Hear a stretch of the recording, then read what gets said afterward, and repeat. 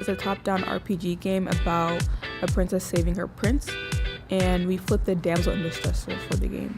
The start of the game, you're introduced to the princess, and her prince or her duke is kidnapped by the sorcerer because the sorcerer wants her magical yo-yo. In this universe, everybody has like a magical toy that grants them a kind of power, and the witch's toy basically doesn't give her that much power, so she steals everybody else's toys.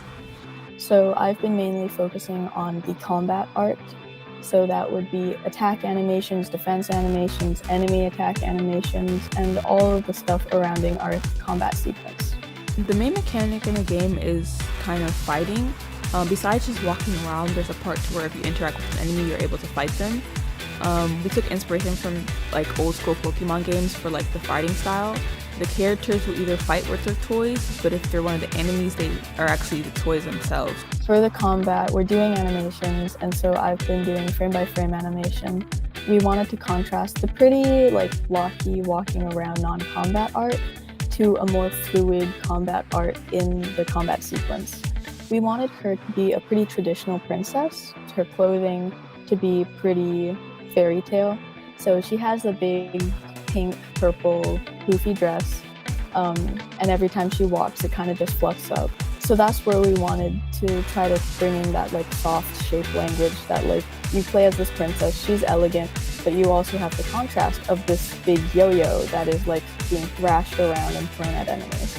And as for the enemies, they're pretty, there's a big variety of the different shape languages in.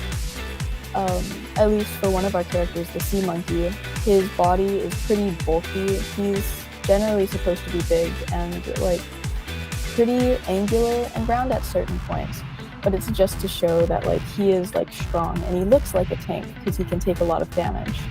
The main reason why we chose this topic for a game is because we got inspiration from old childhood girl games, and we kind of wanted to see a game about like a princess taking on a male-dominated role in video games, basically saving her prince or saving her kingdom.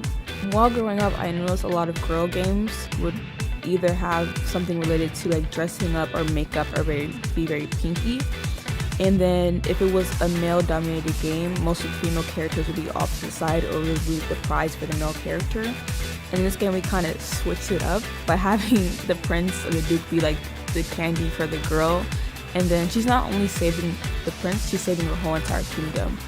Thank you for listening, and I hope you have a great time playing Pinwheel Princess. Bye!